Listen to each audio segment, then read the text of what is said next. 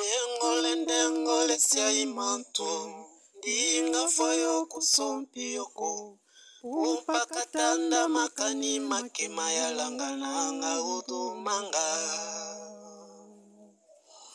dengole siaimanto dinga fayo kusompiyoko upakatanda makani makema yalangananga udumanga oh itate kokwela ne mwanda kongwe ne mwanda semika nzenzako tuma masala evoluzwa kandalia tsilolo. Donc, je me présente, moi c'est Serena Mawete. Donc, si vous voulez, moi je suis la secrétaire générale de l'association Kivukatuka Congo. Donc, c'est une association qui promeut la culture Congo, basée ici en France. Et donc, sur le panel, je suis avec d'autres membres de l'association. Il y a le président Bouta Luemba, il y a Bouta Mavinga qui est le trésorier de l'association. Et il y a également Donna Bayungisa qui est une des membres du bureau de l'association. Et donc, comme vous le savez, nous allons faire une présentation sur la thématique l'Afrique du troisième millénaire sous la perspective de la sagesse Congo vue par Nemwana Nsemi. Alors nous avons décidé de faire cette thématique aujourd'hui sous forme de webinaire, puisque si vous ne le savez pas, aujourd'hui c'est les 1 an de la disparition de Nemwana Nsemi. Donc Nemwana Nsemi est décédé le 18 octobre 2023, c'est-à-dire il y a 1 an. C'était le leader et le fondateur de Bududia Congo. Bududia Congo qui a été fondé en 1986, si je ne me trompe pas, par lui-même et qui avait pour objectif de réunir, si vous voulez, les Bas-Congo de l'espace culturel Congo, Congo-Brazzaville, Congo-Kinshasa, Gabon ainsi que l'Angola, afin de se fédérer et de se réunir autour de la culture Congo et également de la promotion de la langue Kikongo. Et donc pour nous, il nous paraissait important de commémorer et également, pas simplement d'honorer sa mémoire, mais également de parler de son œuvre littéraire, puisqu'il a quand même eu une œuvre littéraire prolifique. Il a beaucoup écrit sur la culture Congo et également fait part de ses réflexions sur ce que devrait être la gestion de l'espace culturel Congo, de nos pays respectifs qui en font partie, mais également du continent africain de manière globale. Et donc, c'est pourquoi nous avons décidé de partager la réflexion qui était la sienne sur ce qu'il s'imaginait être l'Afrique moderne, avec les défis liés aux frontières héritées de la colonisation. Et donc, sans plus tarder, je vais laisser Bouta Mavinga s'exprimer.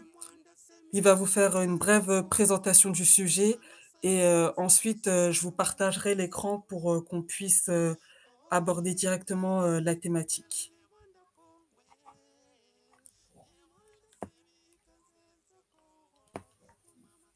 Il faut que tu actives ton micro. Merci Mawete pour la présentation. Je suis effectivement Bouta Benga Mavinga, je suis du clan Mvembalo Keni, Wanga. Et je suis adepte de Bundia Congo et entre-temps je suis trésorier de l'association KNK Kimfukantuka Congo. Donc on va parler aujourd'hui de l'Afrique du troisième millénaire, perspective de la sagesse Congo vue par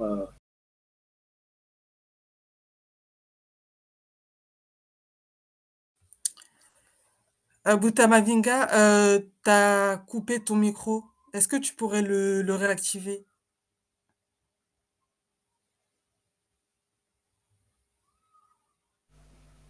Oui, c'est bon. Ok, c'est bon.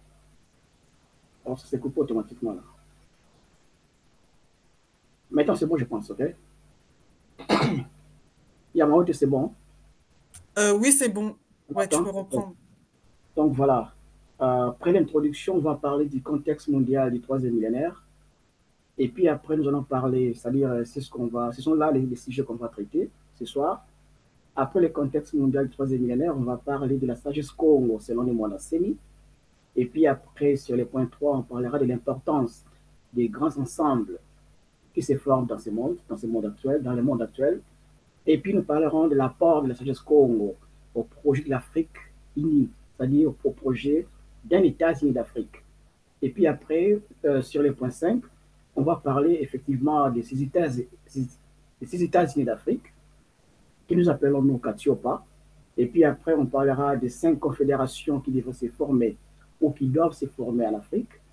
Et puis enfin, on parlera des Dino Lentimanti, c'est-à-dire l'identité au centre de l'Afrique. Et puis après, on va conclure notre webinaire.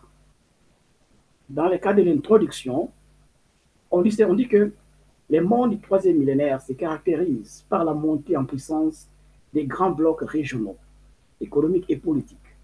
Bouta Mavinga, je vais pas te couper, mais est-ce que tu veux Et- que je partage maintenant le ah, diaporama? Oui, oui, effectivement, je oui, pensais je que peux tu le as fait faire ça. maintenant. OK.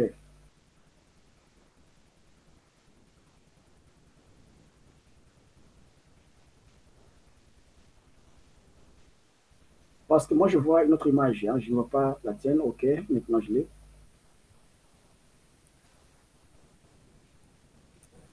OK, on peut passer à l'introduction. La Ouais, page qui suit. je vais hop, juste couper mon micro.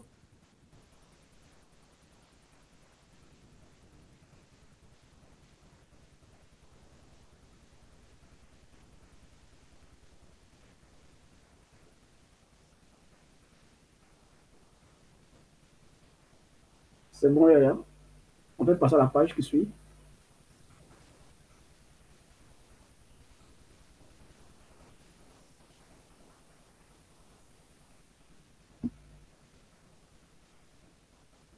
Yamao, je ne sais pas si tu m'entends.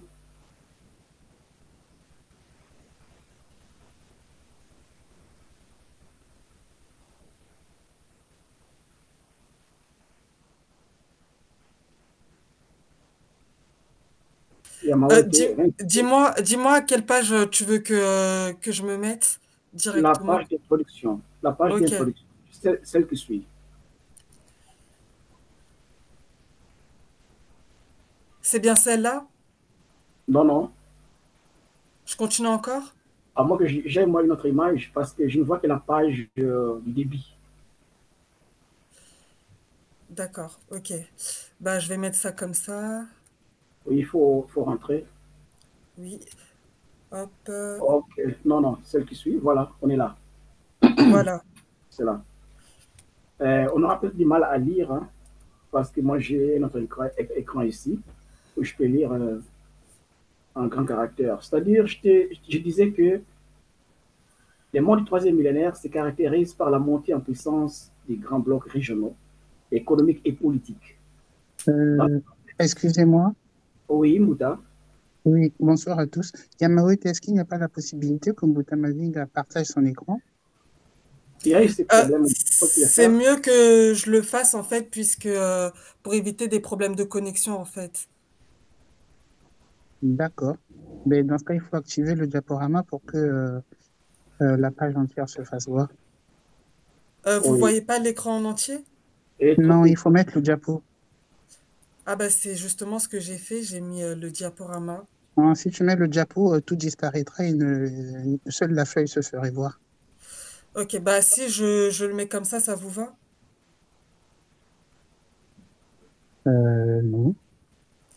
Regarde, clique en bas, tout en bas à gauche. Il y a des petites fenêtres, je crois. Tu devrais voir comment activer le diapo. En bas à droite, à droite. Oui. Ok. Vous voyez en diaporama là? Non, pas encore. Oui, si tu regardes bien, tu devrais voir comment activer le diaporama. C'est un petit écran en fait. Oui, exactement, j'ai cliqué sur le petit écran. Allô? Mais chez Bonjour. nous, ça n'apparaît pas en diapo, hein.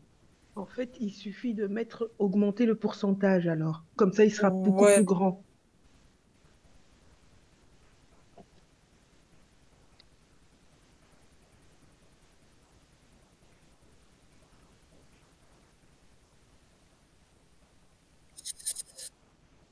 Euh, est-ce que vous m'entendez? Oui, on t'entend. Oui, Ouais, je vais repartager mon écran et je mets le zoom. Je pense que peut-être c'est une question de... Hop là. Normalement, là, c'est à 100%. Hop. Vous le voyez en grand écran? C'est mieux, c'est mieux. Ouais, ok. ok, c'est lisible maintenant.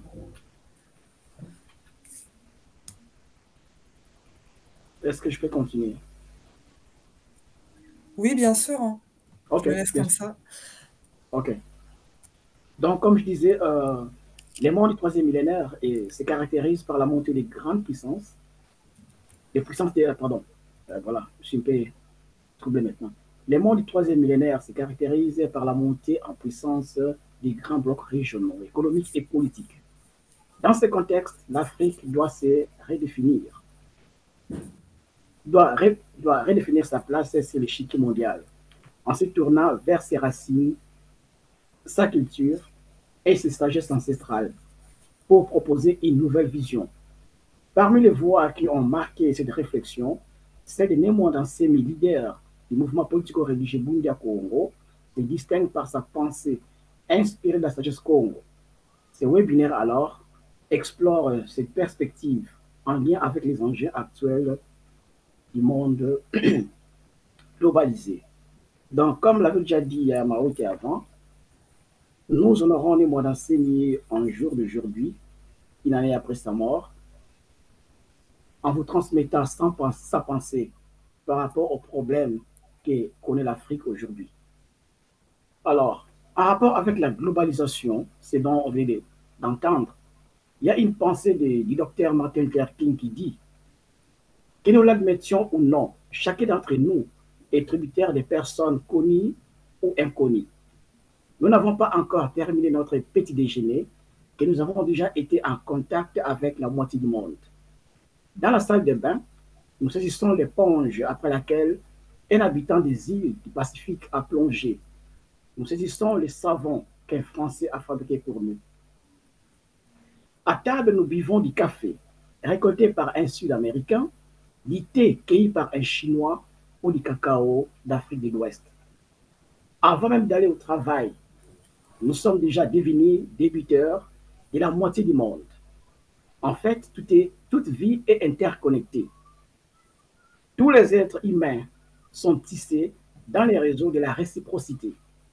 Ce qui affecte une personne directement affecte une autre indirectement. Donc, je ne peux pas être ce que je devais être si toi, tu n'étais pas ce que tu devais être. Et le contraire n'est pas différent. Alors, dans le contexte mondial, dans le contexte mondial du troisième millénaire, l'entrée dans le troisième millénaire est marquée par la mondialisation. Donc, les États et les économies sont interdépendants.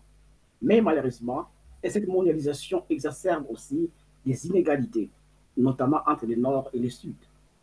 Nous avons la montée des grandes unions régionales. L'Union européenne, l'Union africaine, l'ALENA en Amérique du Nord sont des exemples d'organisations renforçant les pouvoirs de leurs États membres en formant des blocs puissants. C'est ça, le troisième millénaire. Nous avons les défis de la technologie et de l'environnement. Les changements climatiques et l'essor rapide de la technologie exigent des réponses concertées à l'échelle mondiale. Mais comment se faire entendre à cette échelle mondiale, puisque ce n'est pas tout le monde qui est entendu. Alors, dans ce contexte, l'Afrique doit se réinventer pour répondre à ces nouveaux défis. La sagesse Congo, telle que formulée par Nemo Dansemi, propose une voie unique de renouveau basée sur les valeurs ancestrales. Oh, vous allez m'excuser, hein, je suis parti un peu rapide. Yamaote, c'est-à-dire, il faut continuer avec les prochains slides qui va suivre. Yamaote, je ne sais pas si tu m'entends. Oui, là, j'ai mis la prochaine slide. Vous la voyez? Non, tu es encore sur l'introduction. Alors moi, je suis pas du tout sur l'introduction. Je pense qu'il y a peut-être un décalage. Je ne sais pas si d'autres personnes voient autre chose, mais moi je vois l'introduction. Oui, en effet, nous ne voyons que l'introduction. Je ne vois que l'introduction, je voulais dire. Ok. Bah, je pense que je vais le présenter comme ça, hein. Ok, ok, maintenant c'est Ouais, bon. Là, c'est bon. Là, c'est bon.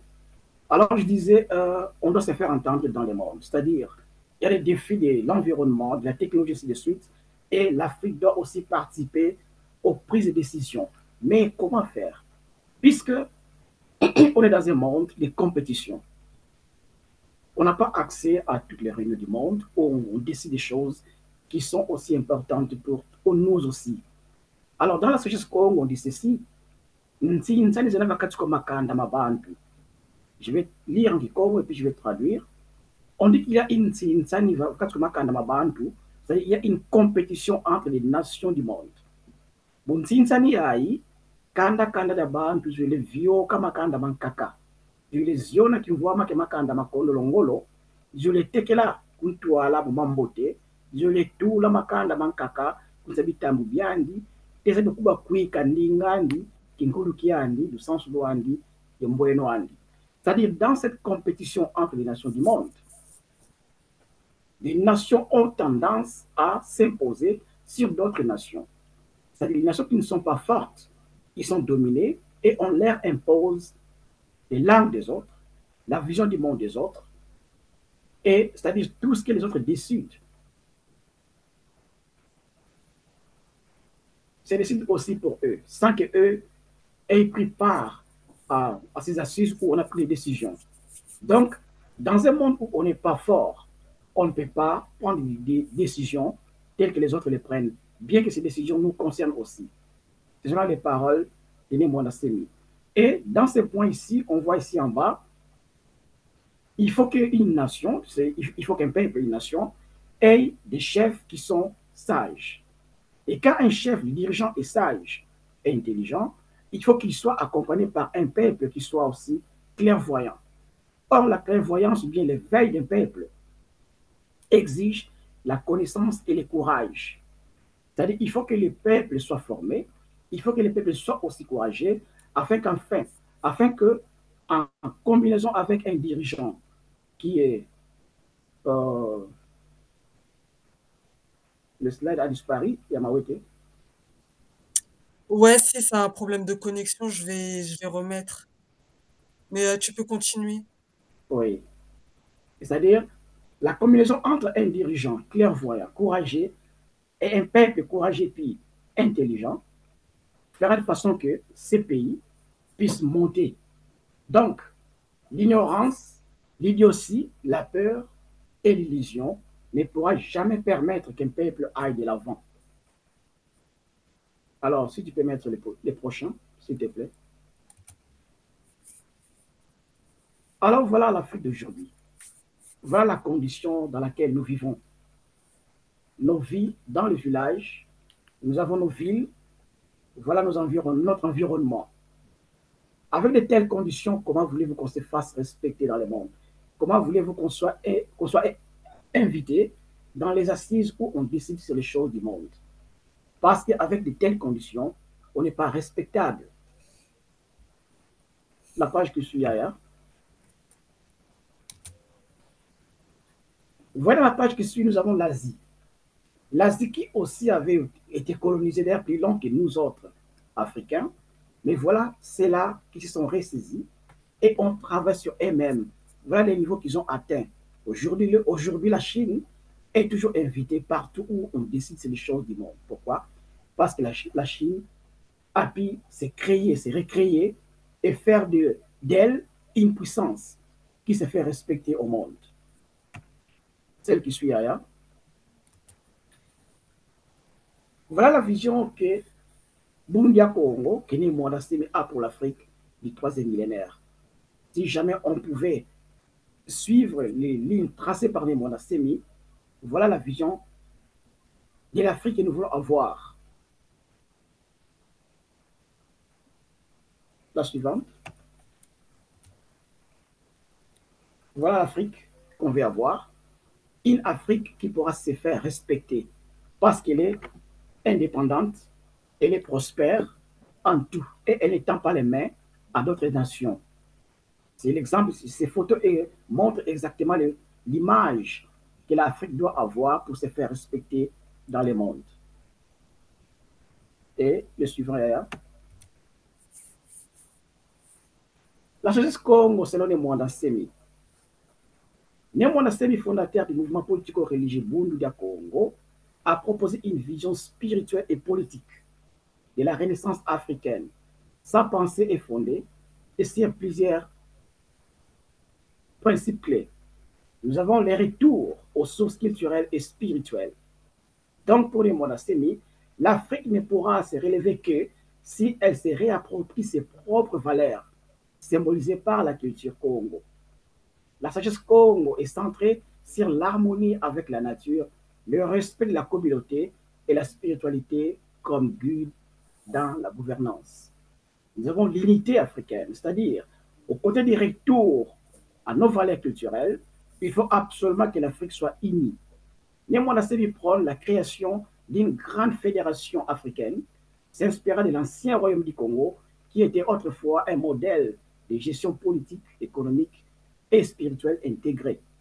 Cette vision est en résonance avec les actuelles dynamiques de régionalisation à travers le monde.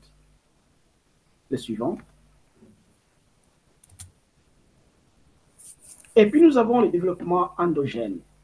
Pour les Monastemi, l'Afrique doit se retourner vers un développement basé sur ses propres ressources et son savoir-faire.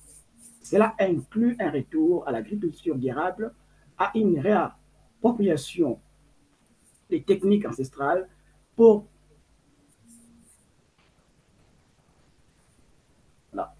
protéger l'environnement, tout en intégrant les avancées technologiques actuelles.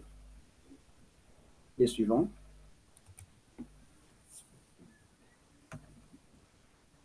Et la page qui suit parle de l'importance des grands ensembles dans le monde actuel. C'est-à-dire, c'est le point 3 qu'on va traiter, c'est un peu d'aller un peu rapide. L'ère du troisième millénaire a vu l'émergence des grands ensembles économiques et politiques comme facteurs de puissance. La création de ces blocs vise 1. À renforcer la souveraineté collective. Face à des puissances économiques comme la Chine ou les États-Unis, les États seuls, tels que, prenons la RDC aujourd'hui, peinent à peser sur les décisions globales.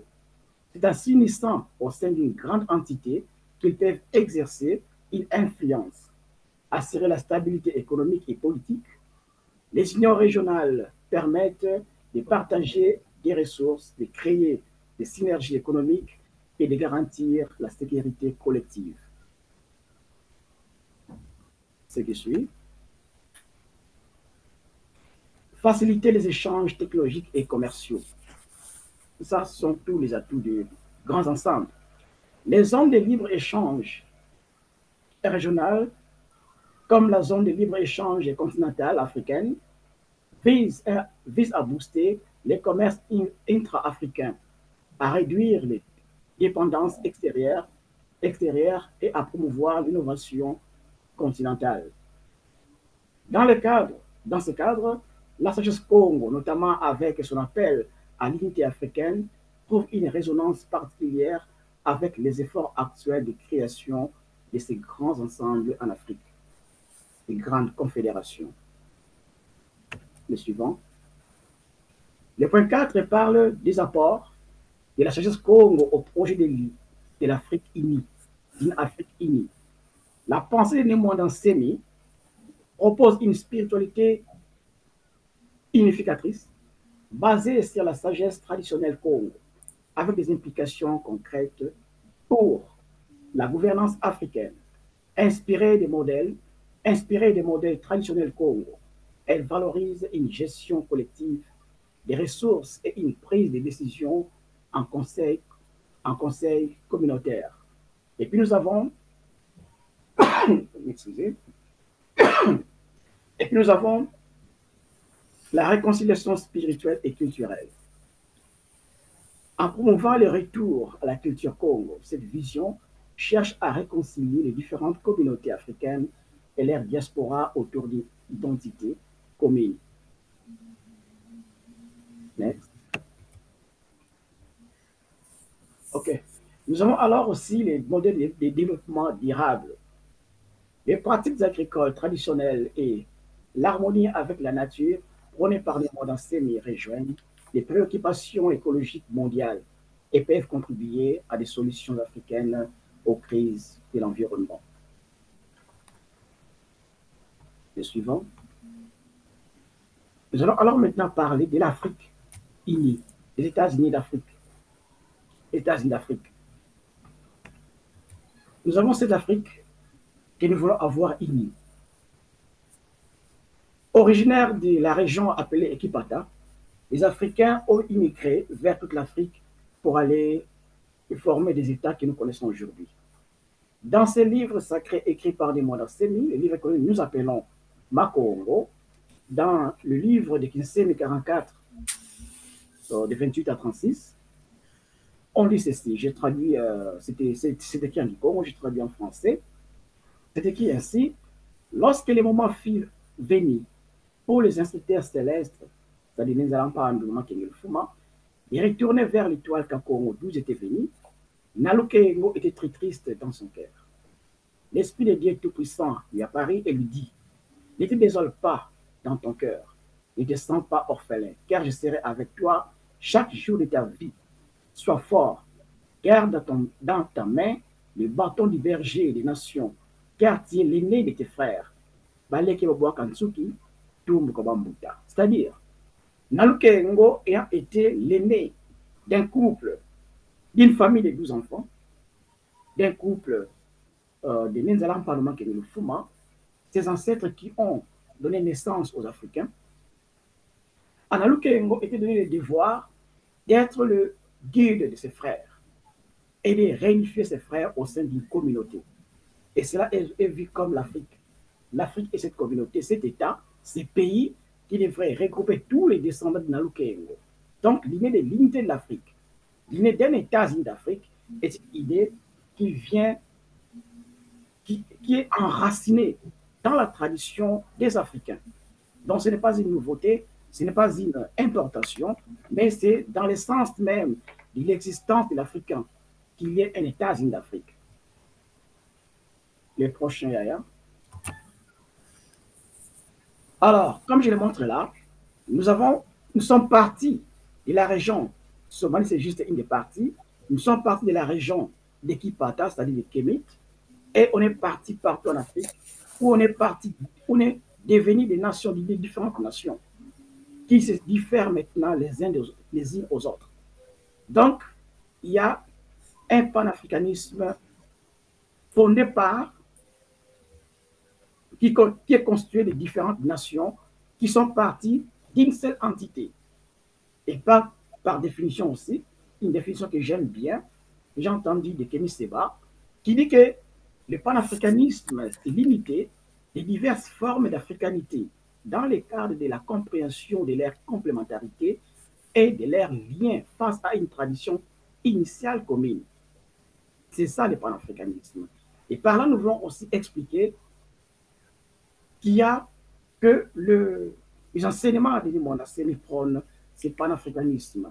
Cette idée de chercher à mettre ensemble tous les descendants de ces ancêtres qui étaient venus d'ailleurs. La page qui suit ailleurs.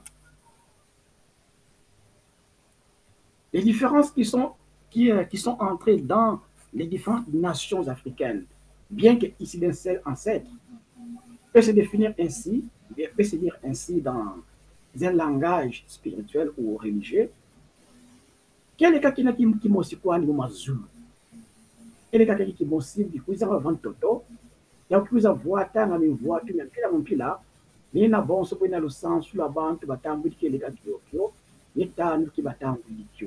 C'est-à-dire il n'y a qu'une seule vérité au ciel. Mais lorsque cette vérité unique descend sur terre, elle porte des vêtements différents qui dépendent de la culture des personnes qui ont réussi cette vérité et de l'époque à laquelle elles l'ont réussi. Donc par là, bien qu'ayant une seule origine, des seuls ancêtres, mais aujourd'hui l'Afrique, c'est-à-dire qu'il n'y a pas seulement une Afrique, il y a des Afriques. Il y a des identités en Afrique qui ne sont pas faciles à mettre ensemble. pour former un bloc pour une Afrique, pour un États-Unis d'Afrique, afin que ça construise une force. Donc, on est parti, on a eu un retard par cela. Mais c'est une voie qu'on devrait suivre, parce que c'était l'évolution de la nature. Comme on le dit souvent, nous avons la perception de notre équipement cognitif, c'est-à-dire quand le peuple s'éparpille et va dans différentes directions, avec le temps, ces gens ne gardent plus la même culture, ils se diffèrent. Aujourd'hui, la façon de raisonner d'un Bambara n'est pas la même avec celle d'un Tutsi, ou bien un Ande, ou bien un Zoulou. Alors, prendre tous ces gens, les mettre ensemble dans une unité africaine, où ils vivent ensemble, dans un État où il n'y a pas de frontières, ça peut créer des dégâts facilement. Tout avant d'arriver à une telle unité de l'Afrique, il faut d'abord qu'il y ait une préparation de toutes ces entités culturelles qui se sont développées chacune dans son coin. On va partir, le suivant. Nous avons ici, par exemple, la nation Congo, qui est venue de l'Éthiopie et qui est descendue vers l'Afrique centrale et s'est formée, c'est-à-dire, bien qu'il y a des ancêtres communs avec d'autres Noirs, mais aujourd'hui, la nation Congo a une particularité. La nation Congo a créé une nation, un État qui s'appelle Congo. Dans d'autres là, ce peuple s'appelle Bakongo, la langue s'appelle Kikongo et la culture Bukongo, qu'on ne trouve pas partout en Afrique. Donc, bien qu'il y ait la même source, mais il y a une ramification des cultures des nations qui fait aujourd'hui qu'on est différents les uns des autres. Et pour ramener tous ces gens, toutes ces nations sous un toit, il faudra d'abord un travail qui doit se faire en amont. On continue, d'ailleurs.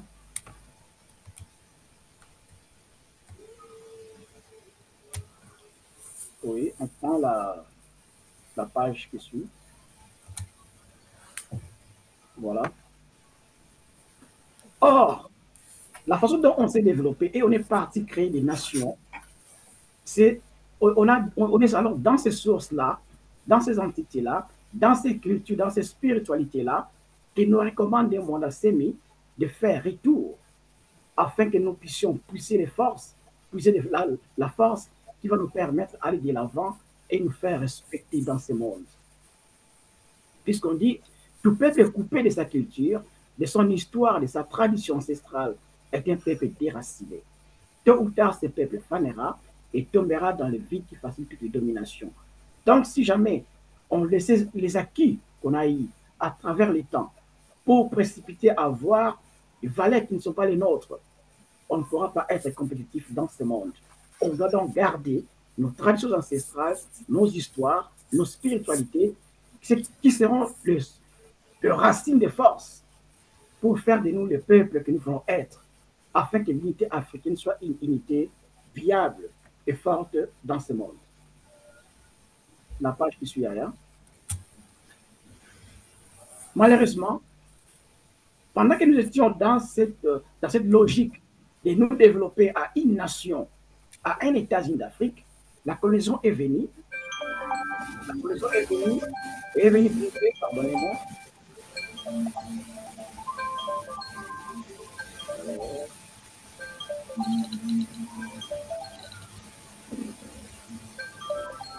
Voilà. Pendant que nous étions dans la logique de ce développement naturel pour arriver à devenir une nation, une grande nation africaine, la colonisation est venue et est venue briser cette procédure qu'on avait. Et voilà qu'on est devenu aujourd'hui des États multinationaux, des États multinationaux qui ne s'en sortent pas dans ce monde. D'où non respectés dans ce monde. Et là, on va passer certaines pages. On va continuer un peu et progresser encore. Voilà, on s'arrête là. C'est-à-dire, aujourd'hui, on se retrouve avec un État tel que le Congo-Brazzaville, un tout petit État à côté de grands ensembles. Il y a un peu de beau départ. Aujourd'hui, on a un tout petit État tel que le Congo-Brazzaville qui se retrouve aux côtés des grands États. Il y a coupure, il y a mauvaise. Vous le voyez affiché? Oui, maintenant c'est bon. Oui. Oui, maintenant c'est bon.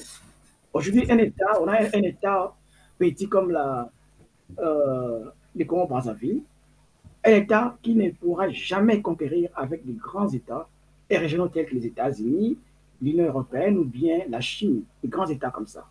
C'est-à-dire, un tel État n'a aucune chance d'être respecté et prendre sa place au soleil dans cette ère des compétitions entre les nations du monde. Et la page qui suit,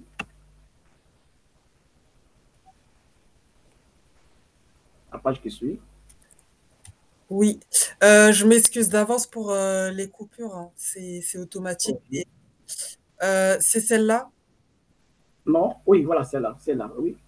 Ça De marche. retour, retour, encore une page en arrière, voilà, c'est là. Donc, on a vu à quel point qu'est-ce que le Congo-Brazzaville est trop petit pour être compétitif à l'égard de la Chine, de l'Union européenne, des États-Unis. Mais quand bien même on réformerait le royaume du Congo, que nous voyons maintenant, le royaume du Congo serait toujours petit et aussi pas aussi fort pour conquérir contre les États-Unis, l'Union européenne ou bien la Chine. Alors, quelle est la solution selon les Monastéries?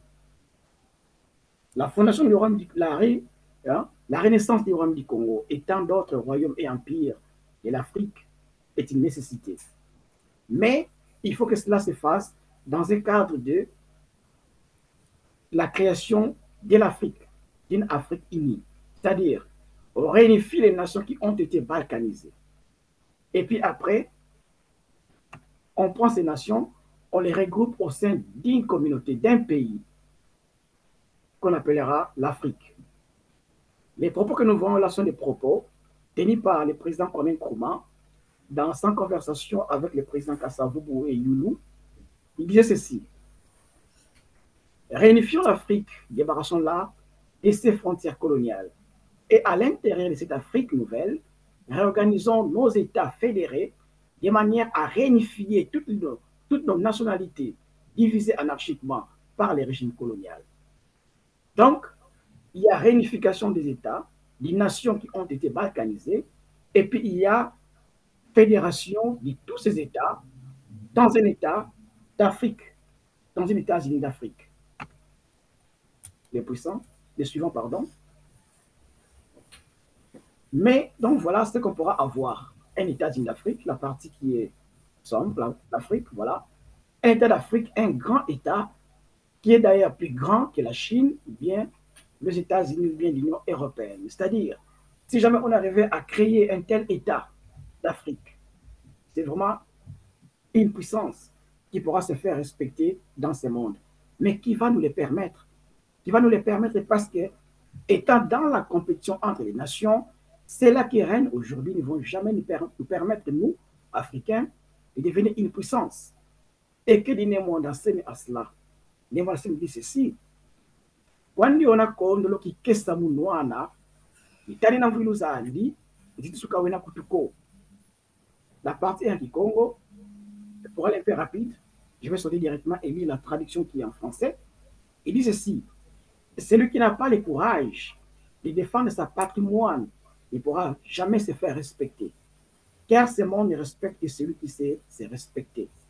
Celui qui s'élève et se bat avec courage et persévérance pour défendre son pays, sa culture, son histoire, sa langue et tous ses biens.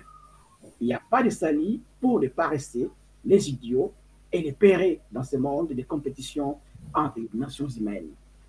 Donc, pour arriver à un États-Unis d'Afrique, tel que nous le voyons là-bas, il nous faut du courage, nous, Africains. Et il nous faut la combativité. Et il nous faut cet esprit libre afin que nous puissions arriver à cela. Parce que les autres puissances ne vont jamais nous donner cette chance-là. Alors, la page qui suit. Ce n'est qu'avec cela qu'on pourra arriver à un État d'Afrique, un État fédéré, où nous aurons ce qu'on appelle les contrats sociaux continentaux, c'est-à-dire toutes les entités de l'Afrique, toutes les nations qu'on a. On a la nation Luba, Tongala, la nation Gwani, la nation Congo, la nation Bambara, Zulu, et ainsi de suite. Toutes ces nations seront protégés par un État fédéral de l'Afrique. Donc nous aurons l'unité dans la diversité de toutes nos entités culturelles et cela sera comme un regroupement familial de toutes ces entités, de tous ces descendants qui ont été éparpillés à travers le monde, à travers l'Afrique. Voilà, le suivant. Là, on va aussi sauter pour aller à l'autre. Voilà. C'est bon? Le sixième, voilà, non, encore derrière, une fois derrière. Derrière, voilà. Non, non, encore derrière. Je pars de l'avant. Encore derrière. Oh, voilà. C'est-à-dire, on parle maintenant de la proposition de Demondaseni, de l'idée du Congo, de la Francis Congo, comment procéder à la création des États-Unis d'Afrique. On doit d'abord passer par les 5 confédérations qui sont dans les continents, plus une confédération de la diaspora. Donc, c'est la partie que nous commençons maintenant. Oui, Aya, les prochains.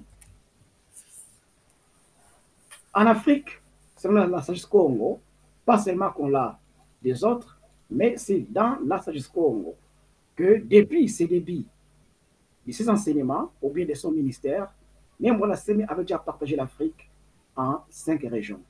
Nous avons la partie nord qui représente le Maghreb, que nous appelons Katiopa, Yakantou, la partie ouest qui est l'Afrique de l'Ouest, dont l'AES est déjà un noyau important aujourd'hui. Nous avons la partie de l'Est que nous connaissons, et puis nous avons l'Afrique centrale, que nous appelons Ntimanti, et puis en bas, nous avons l'Afrique du Sud. Donc ce sont là ces 5 confédérations qui devaient se préparer d'abord avant d'arriver à un États-Unis d'Afrique. Il faut que ces grandes puissances régionales se forment d'abord et se préparent pour l'unité africaine ultérieure. Sans oublier la 6e région de l'Afrique, le Katiopa, qui est sa diaspora, tant historique que circonstancielle, dont nous faisons aussi partie, qui devrait être prise en compte, qui devrait être considérée en tout et peut prendre aussi part aux assises qui se font en Afrique pour le devenir de l'Afrique. La page qui suit. Cette diaspora, tant historique que circonstancielle, est partie dans la diaspora par des circonstances que nous connaissons. Et un retour en Afrique est intéressant, est important. Et ce retour ne doit pas être nécessairement physique. Il doit commencer d'abord par être mental.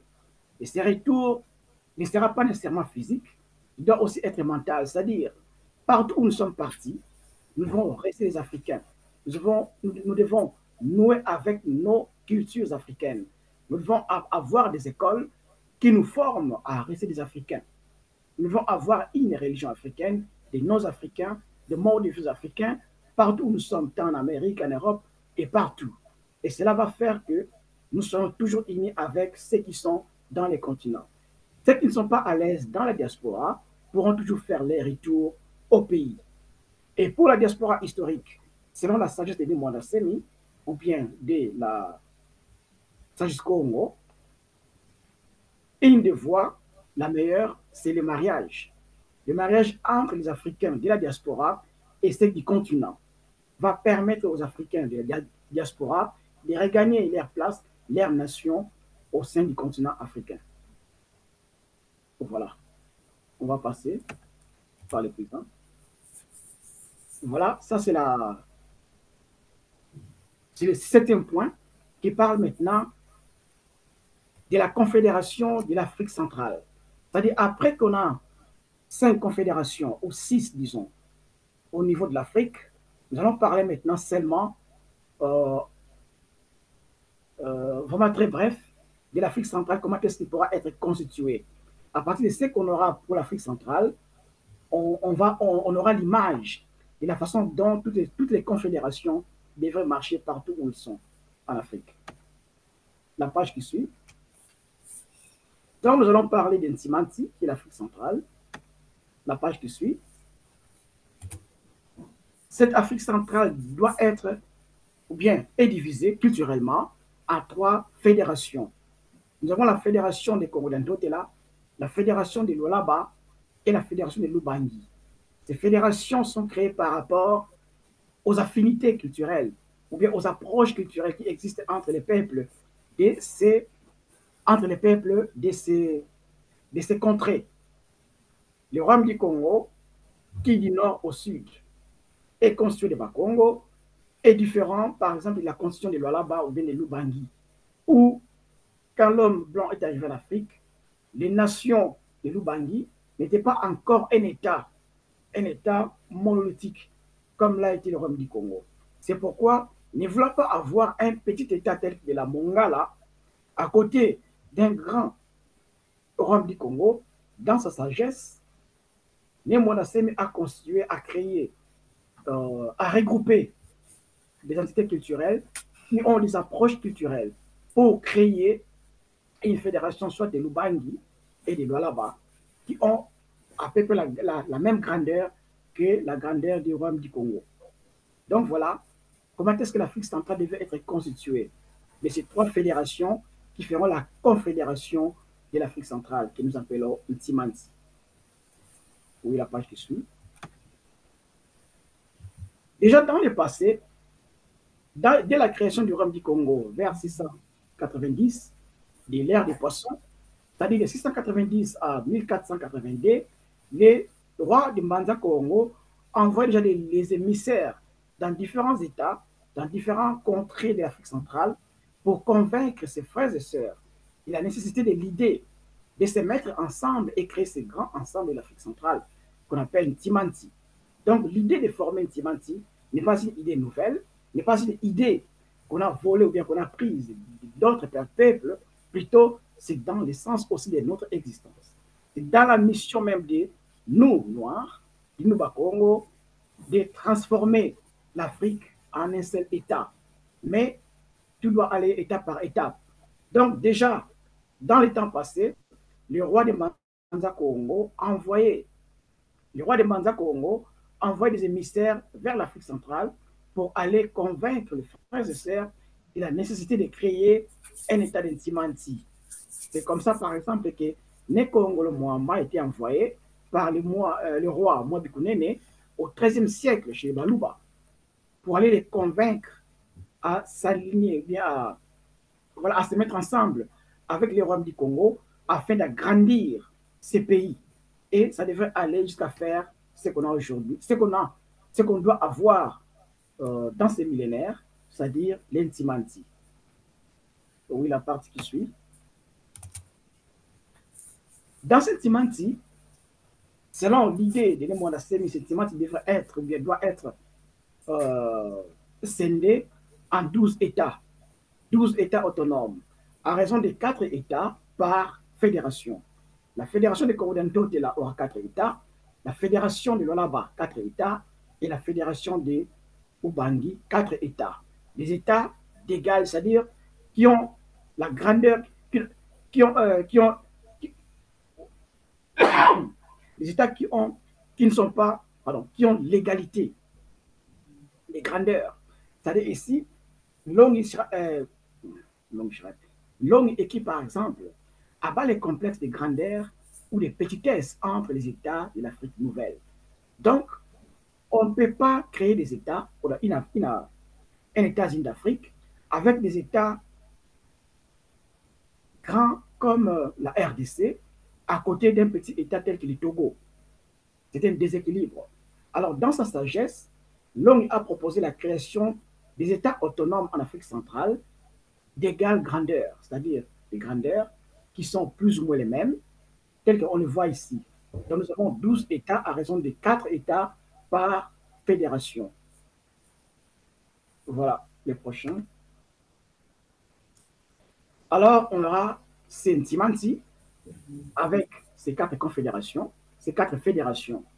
Et maintenant, parlant de l'organisation de Intimanti, Au début, cette confédération, l'Intimanti, devrait être dirigée par un président confédéral d'Intimanti, un président confédéral d'Intimanti. Et cette présidence devrait être rotative, c'est-à-dire pour 6 mois, si le président de l'État autonome, pardon, c'est le président de la fédération de Lualaba qui règne sur l'Intimanti entier.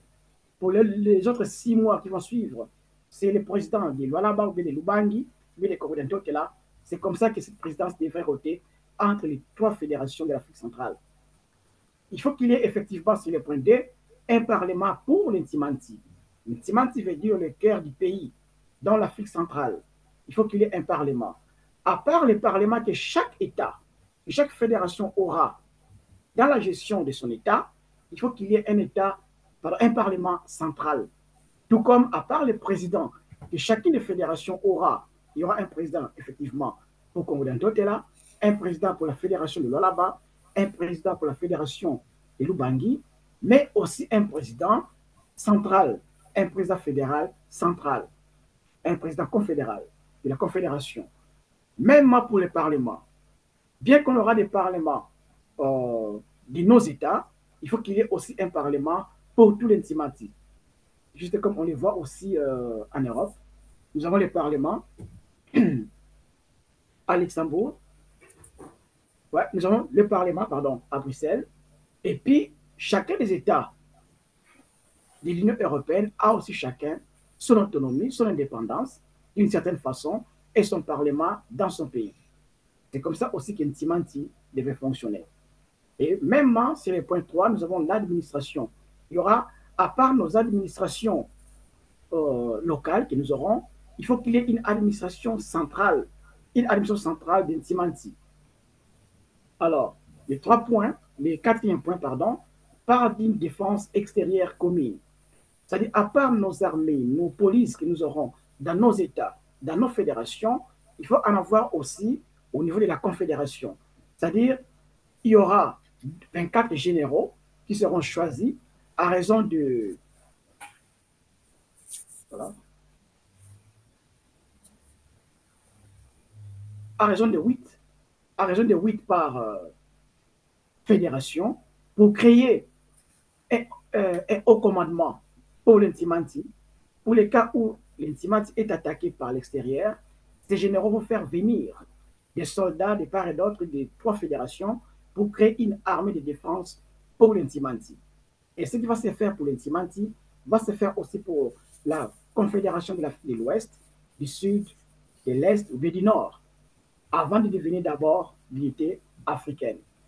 Et puis après, sur le point 5, il faut nécessairement qu'il y ait une monnaie commune pour l'Intimanti. Et cette monnaie devrait être une monnaie continentale, une monnaie qui sera utilisée partout dans toutes les confédérations de l'Afrique, que nous aurons aussi à utiliser en Afrique centrale.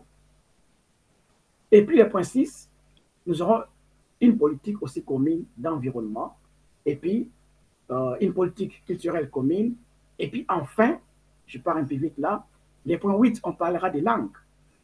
C'est-à-dire, avec la renaissance de l'Afrique, on ne pourra jamais continuer à être des francophones, des anglophones, des lusophones, et ainsi de suite.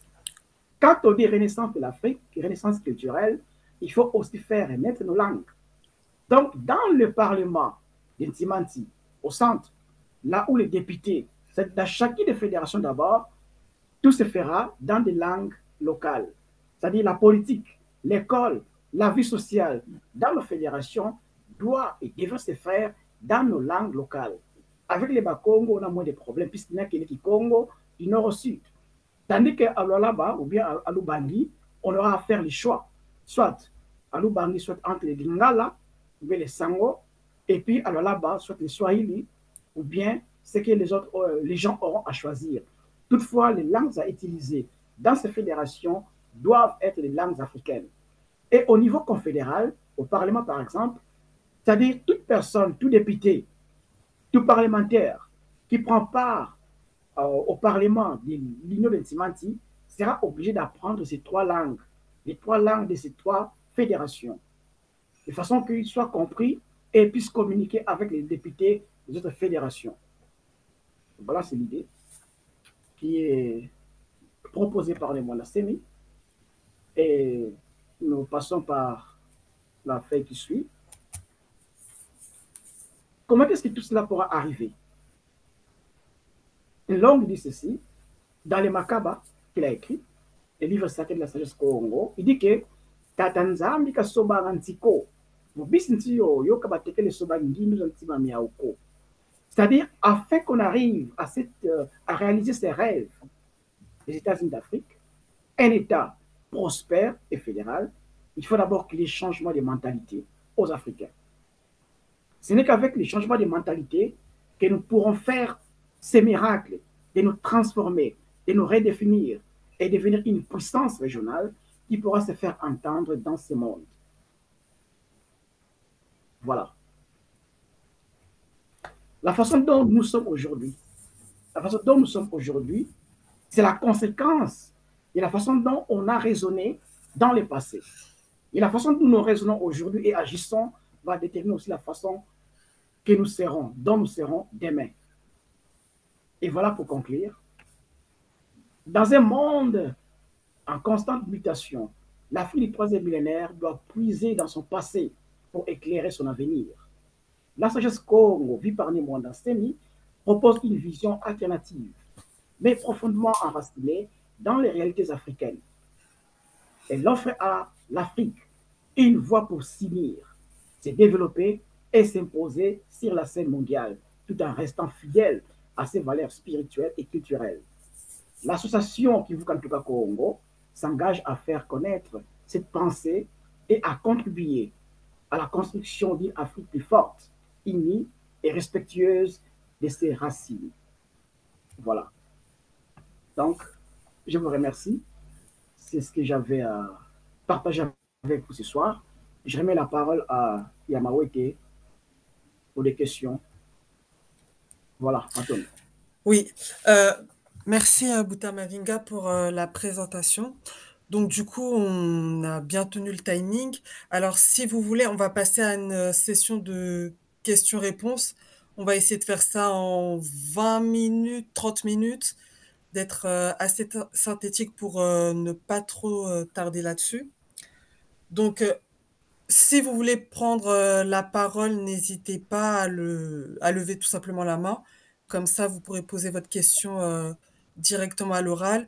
Ou alors, si vous voulez, vous pouvez l'écrire et je me ferai le rôle de la lire pour vous. Donc, c'est comme vous le souhaitez. Donc, il y a déjà des premières questions sur le chat. Donc, je vais les lire et comme ça, Bouta Mavinga, tu vas y répondre. Donc, il y en a plusieurs, donc je vais les poser une par une.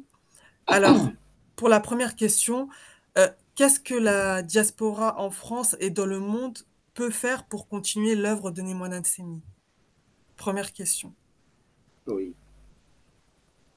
Le diaspora en France et dans le monde doit d'abord s'identifier avec cette vision de Mwanda Nsemi, c'est-à-dire l'apprendre, la comprendre et la mettre en œuvre. Un simple exemple.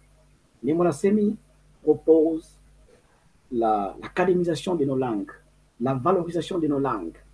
C'est-à-dire, nous qui sommes à l'extérieur de l'Afrique, nous, étant africains qui avons connu un retard de 500 ans de développement et qui aujourd'hui vivons dans des pays développés où il y a la technologie, il y a la connaissance avancée, eh bien, accaparons-nous cette connaissance. Accaparons-nous cette connaissance, traduisons-la dans notre langue, dans nos langues, et allons de l'avant. C'est-à-dire, amenons cette connaissance en Afrique et travaillons-en. Mettons cela en pratique. En pratique. Voilà ce qui va changer. C'est-à-dire, voilà ce qu'on pourra faire pour contribuer vraiment efficacement dans cette vision de Mwanda Nsemi. C'est la mise en pratique de ces enseignements en étant actifs partout où nous sommes. Voilà. En nous armant de la connaissance acquise de partout et la traduire dans nos langues afin que les nôtres qui sont au pays puissent aussi en avoir accès. Voilà ce que je peux répondre à la question. Ouais. La deuxième question, c'était... Oui, la question, oui. Oui, la deuxième question, c'était sur les étapes de la création de cette fédération, mais je pense qu'on est déjà venu là-dessus. Donc, je vais passer à la troisième. Oui. Donc, enfin, construire le territoire de la Fédération Congo ou l'identité et la vertu du peuple Congo, par quoi faut-il commencer?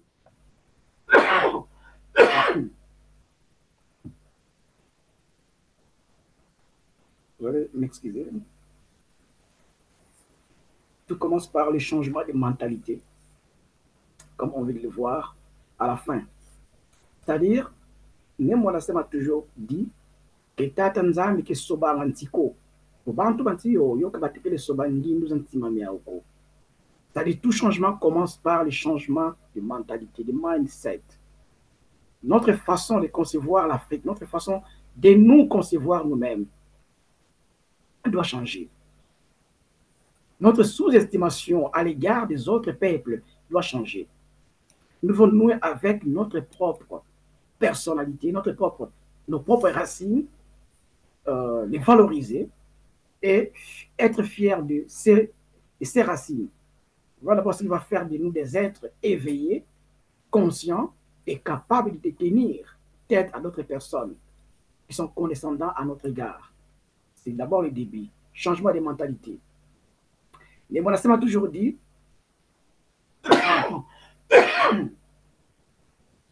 cherche d'abord à te connaître toi-même avant de chercher à connaître d'autres personnes. Ça nous apporte quoi, nous, par exemple, Bena Congo, de parler toutes les langues du monde, sans accent, quand on ne parle pas notre propre langue du Congo. Ça apporte quoi à une jeunesse Luba de bien parler l'anglais, français, japonais, toutes les langues du monde, entre-temps, aucun mot en Chiluba. Jamais il y a eu le développement d'un peuple en utilisant une langue qui est autre que la sienne. Si le Japon s'est développé, si la Chine se développe, si les Européens se sont développés, si l'Inde va de l'avant, tous ces gens-là utilisent leur langue. C'est aussi une base. C'est une des bases pour le développement. Cherche d'abord à te connaître toi-même avant de chercher à connaître d'autres personnes. Ça me sert à quoi, moi, de connaître les frontières des pays étrangers, de savoir qu'Israël commence ici, s'arrête ici. Le roi d'Israël était ceci. Les prophètes d'Israël étaient ça et ça et ça. En tant que je connais absolument rien. Si mon passé historique, moi étant mon Congo, moi étant Mongala, moi étant Mboshi, moi étant, vous comprenez? C'est-à-dire, commençons d'abord par nous aimer, nous connaître nous-mêmes, avant de chercher à connaître les autres. Changement de mentalité. Voilà. Merci. Du coup, pour la prochaine question, alors, pour les États-Unis, la motivation, elle était politique. Pour l'Union européenne, c'était d'abord économique. Quel serait le moteur?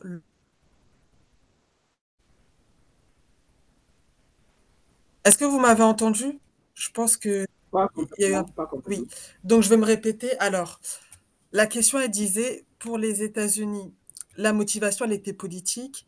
Pour l'Union européenne, elle était d'abord économique. Quel serait le moteur, le but existentiel des États-Unis d'Afrique? On a intérêt à avoir toutes ces motivations, politiques et économiques, pour nous faire entendre dans ce monde. Politiquement, on doit s'unir, avoir une voix pour défendre cette entité, cette unité de l'Afrique dans ce monde. Économiquement, quand on va s'ouvrir entre nous, eh bien, on a tout intérêt à avoir cette motivation aussi, avoir une très grande zone de libre-échange.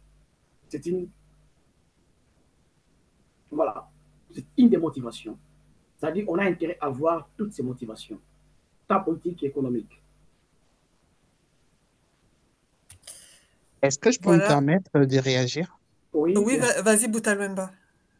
Oui, bonsoir à tous, je suis Mwelwemba, des clans Panzo et Lusala. Je suis président de l'association Kimvukantuka Congo.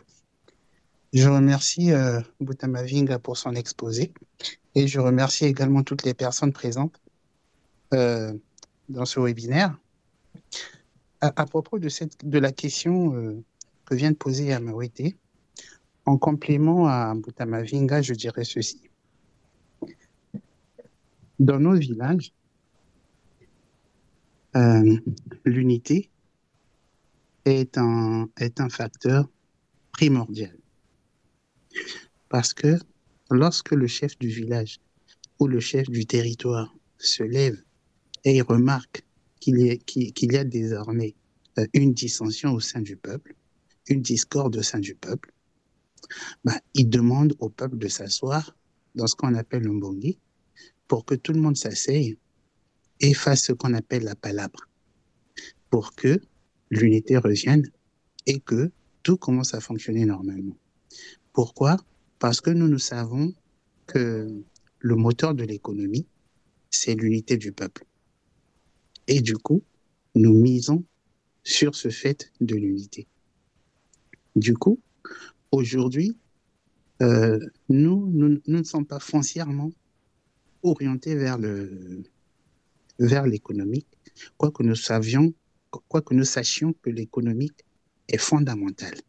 Parce qu'un peuple ne peut pas se développer sans économie. Mais nous ne sommes pas à la quête du gain primordialement. Aujourd'hui, ceux qui sont à la quête du gain, ils commercialisent tout. L'eau qui ne se vendait pas, on commence à le vendre. Avant, en guise d'exemple, ici en Europe, les gens faisaient souvent de l'autostop. Mais après, certaines personnes se sont dit, au lieu que les gens fassent de l'autostop, on peut créer du covoiturage. Donc, on essaie de transformer tout ce qui est utilisable, toute opportunité pour gagner de l'argent. Mais nous n'avons pas cette quête effrénée de l'argent, quoique, j'insiste, nous ayons besoin de l'argent pour pouvoir se développer. Mais nous nous sommes orientés vers l'humain. Et donc, pour que nous puissions être orientés vers l'humain, il faudrait qu'il y ait d'abord cette unité. Parce que Mbuta Mavinga, quand il a commencé son discours, il a parlé de deux éléments principaux. Il a parlé de la culture et de la spiritualité, qui sont les fondamentaux pour le développement. Et donc, en partant sur ces postulats-là, je me dis que la culture se fonde sur l'unité de la communauté. Le spirituel également se fonde sur l'unité de la communauté. Et donc, c'est sur cette base que nous pourrions avoir cette motivation de pouvoir créer une unité africaine, parce que nous savons que dès que nous serons unis, nous serons forts et tout ce que nous entreprendrons pourra marcher. Et donc, c'est après que nous mettrons le volet économique et le volet politique pour diriger ce que nous mettrons en œuvre, c'est-à-dire toutes les politiques que nous allons choisir ensemble pour pouvoir diriger la nouvelle Afrique. Donc, c'était un peu pour compléter ce que Mbuta Mavinga a dit, et j'en ai terminé. Merci, Mbuta. On peut passer à la question suivante, Mbuta Mavinga? Oui, bien sûr. Oui.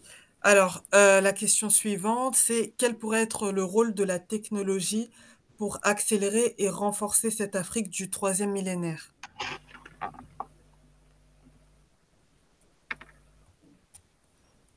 On ne peut pas éviter cette technologie. C'est-à-dire, comme Némo Nassim l'a toujours dit, la culture est spécifique. La culture africaine reste africaine, mais la science est universelle. On peut la voir de partout. Et la technologie, effectivement, joue un grand rôle. C'est-à-dire, d'ailleurs, je pense que c'est une question que Mbuta Louema devait répondre parce qu'il est du domaine.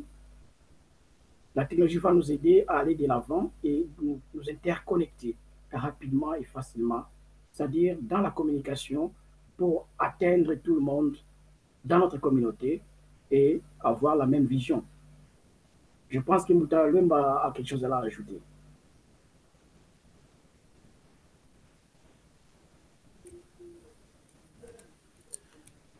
Je pense que peut-être qu'il n'est pas disponible maintenant, mais si besoin, on reviendra sur cette question et on verra s'il apportera un plus par rapport à celle-ci. La question. OK. Oui, donc du coup, la prochaine question, c'est comment fait-on pour se procurer le Makaba? Or, c'est un grand problème, puisque pour le moment, on n'a pas le Makaba en stockage.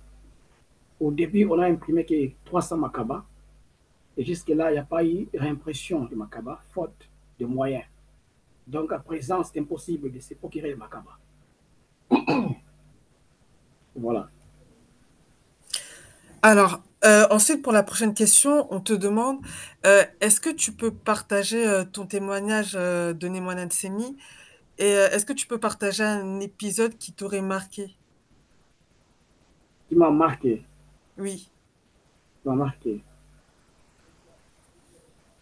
Je suis descendant des réfugiés angolais en RDC. Mes parents sont venus de l'Angola et puis moi, je suis né en RDC. Jusqu'à mes 19 ans, je me prenais pour un étranger qui vivait dans un pays étranger. Voilà, je me prenais pour un étranger. Et j'avais un autre état d'esprit, ayant dans son mental qu'on est étranger, en RDC, étant de l'Angola. Mais quand j'ai côtoyé les livres, c'est-à-dire quand j'ai côtoyé les Matessa, quand j'ai commencé à lire les livres de Nemwanda Semi et que j'ai commencé à l'écouter, à les suivre, à suivre ses enseignements, je me suis senti autre. J'ai senti une libération mentale et un patriotisme Congo que je n'ai jamais eu dans ma vie. Donc, les enseignements de Nemwanda Semi m'ont libéré mentalement. Ils m'ont fait aimer d'abord ma communauté Congo, pas seulement celle qui est en Angola, mais celle qui est en RDC, au Congo, au Gabon, de la même façon. Et bien sûr, ceux qui sont dans la diaspora aussi. Donc, je me prenais d'abord pour un tout petit euh, membre d'une communauté angolaise, mais du coup, je me suis rendu compte que je fais partie d'une grande nation qui est partie à travers le monde. Et de là, bien que je ne connaissais pas Kikongo, rien qu'en lisant les livres de Nemwanda Semi, aujourd'hui, je suis capable de lire et d'expliquer, de m'exprimer en Kikongo. C'est vraiment l'expérience que j'ai gagnée en côtoyant Nemwanda Semi, c'est-à-dire, voilà, les choses que j'ai gagnées en côtoyant Nemwanda Semi et en devenant Kessa de Bungia Congo. Donc, c'est quelqu'un que je prenais pour l'unique chef que j'ai sur cette terre. Voilà. Et est-ce que tu as eu l'occasion de le voir physiquement de son vivant? Oui, à des reprises. Je l'ai visité en 2007 et puis en 2010. Et quand je me suis marié, j'étais à Kinshasa, j'ai amené aussi ma femme chez lui et c'est lui qui nous a mis dans les Lukongolo, c'est-à-dire il a prié pour nous, pour notre lien. Donc voilà, j'ai cette occasion-là de les côtoyer. Quand j'étais à Kinshasa, il fois j'étais pour des semaines et j'étais presque chaque jour chez lui. Pas en parlant avec lui, mais on avait un travail à faire euh, dans son bureau avec d'autres frères qui nous avaient commandé. Donc voilà, j'ai allé côtoyer. Et vu que maintenant tu résides en Allemagne, déjà, enfin, je vais te poser une question. Est-ce que il y a un ZICWA, c'est-à-dire une structure de Bouddhia Congo en Allemagne, donc un moyen pour les adeptes de Bouddhia Congo de se rassembler en Allemagne? Et si c'est le cas, est-ce que tu joues un rôle de responsable? Physiquement, il n'y a pas un groupe, un ZICWA, où on se ressemble. Vu que l'Allemagne étant fédérée, il n'y a pas d'agglomération, il n'y a pas de grand nombre de Congolais ou bien des Africains dans des villes que nous avons, dans les petites villes que nous vivons. On est tellement dispersés, ce n'est pas le cas de Bruxelles ou Paris ou London. On est tellement dispersés et on n'est pas en grand nombre là où on est. Moi, par exemple, dans mon village à moi, moi et ma femme, et nos enfants, nous sommes l'unique. C'est-à-dire qu'il n'y a pas d'autres Congolais que nous. Alors, du coup, ça devient difficile pour créer des ICO et ainsi de suite. Donc, depuis 2008, j'ai créé une structure que j'appelle BDK Bund, où je donne des enseignements de Bukongo en ligne. Il y a des gens qui s'inscrivent et qui suivent ces enseignements chaque dimanche. Donc, j'ai un programme des enseignements de Bundia Congo que je lis, que j'explique aux personnes intéressées chaque dimanche. Et c'est depuis 2005 que je fais cela. On avait d'abord commencé avec les radios, lorsque les radios avaient régné. Et puis après, on est passé par Skype. Aujourd'hui, on utilise WhatsApp pour ces enseignements que je donne en ligne. Donc, voilà. Et ceux qui suivent les cours sont partout, sont de partout. C'est-à-dire, je donne au moins la chance aux personnes qui n'ont pas l'opportunité, ou bien la chance d'être à côté d'un Zikwa, à des personnes qui ne sont pas à Bruxelles ou à Paris, pour aussi avoir des enseignements de Congo, même s'ils sont dans des coins reculés de l'Europe ou du monde. Voilà. Il suffit d'avoir accès sur Internet. C'est ça. Alors, oui. Du coup, pour la prochaine question, la personne demande, est-ce qu'il est possible de vendre le Makaba en PDF? Non, ça ne se va pas en PDF. Et je doute que cela soit possible maintenant parce que même pas, ça ne peut pas être à la portée de tout le monde. C'est quelque chose de nouveau. Ce n'est pas à considérer comme la Bible. Avant même d'avoir ces makabas-là, il faut d'abord être préparé par des enseignements préliminaires pour comprendre ce qu'il y a dans ces makabas, ce langage-là qu'on a perdu depuis des siècles. Donc, ce n'est pas à comparer à une Bible qu'on peut s'acheter comme ça et lire, non. C'est-à-dire qu'il y a une formation à suivre avant d'avoir la permission d'avoir les makabas, si jamais on l'aura ces papiers. Et sûrement avec la technologie, avec les temps à venir, on pourra l'avoir sur le net. Mais à présent, non. Voilà. Voilà. Ouais. Du coup, pour la prochaine question, alors, on demande comment est-ce qu'on fait pour avoir accès au groupe d'enseignement, au cours d'enseignement que tu Et qu'est-ce qu'on donnes sur fait? le Bukongo. Oui, c'est-à-dire, toute personne qui se pourra intéresser pourra d'abord s'adresser à notre secrétariat. Nous avons notre email là de Kivu Kantuka Congo. C'est-à-dire, en passant par Kivu Kantuka Congo, nous avons l'email adresse. Et vous avez seulement reçu dans les invitations aussi. Il suffit d'écrire à notre secrétariat et ils vont vous orienter vers l'Académie de Bukongo. Donc, juste prenez ce email-là et puis écrivez-nous et puis on va répondre. Alors, du coup, il n'y a plus de questions écrites, mais moi, je vais te poser une dernière question. Et peut-être que Oui. si d'autres personnes voudront en poser des dernières, il ne faudra pas hésiter.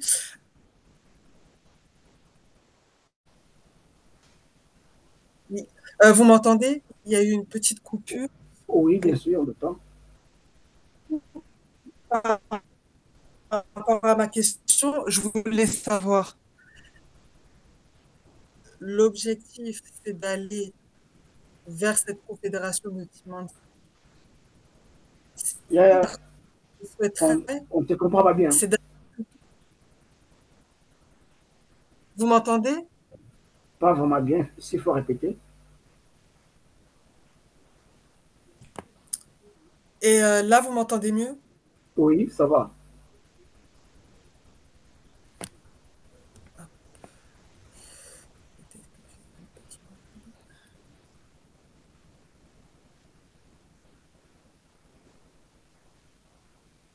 Ça va, tu veux parler?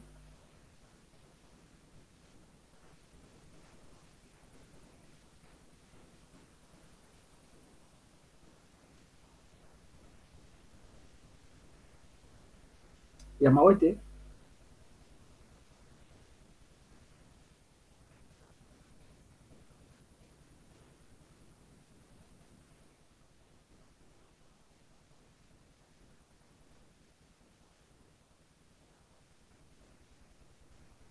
Yamawete?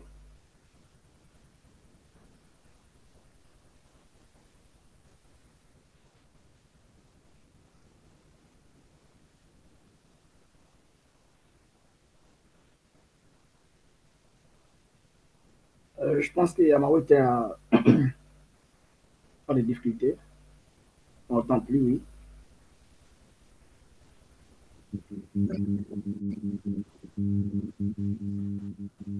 Allô, Oui, il y a quelqu'un qui veut prendre la parole. Oui, je suis là. Ok, du coup, Yamao, tu es là? Yamao, il y a le nommé Gracia Mopia qui voulait avoir la parole. Il n'y a pas de souci, je vais poser ma question Ok. juste après elle.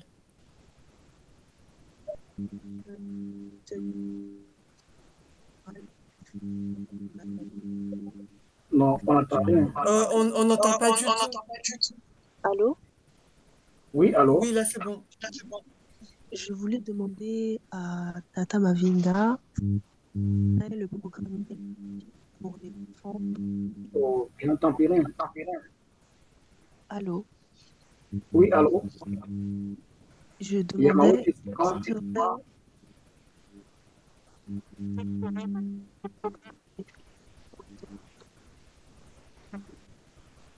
serait Je pense que c'est mieux que tu écrives ta Écris, question. oui. Oui.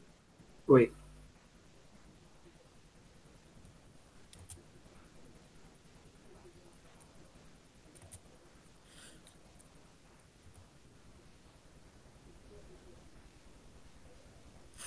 Est-ce qu'il serait possible que tu la réécrives puisque j'ai eu une coupure et donc je ne peux plus voir les messages antérieurs. Ou sinon tu la copies-colles comme ça, je peux la voir directement et voilà, merci. Alors du coup, sa question, c'est celle-ci. Quel serait le programme éducatif pour les enfants dans l'Afrique du troisième millénaire et notamment le programme éducatif Congo?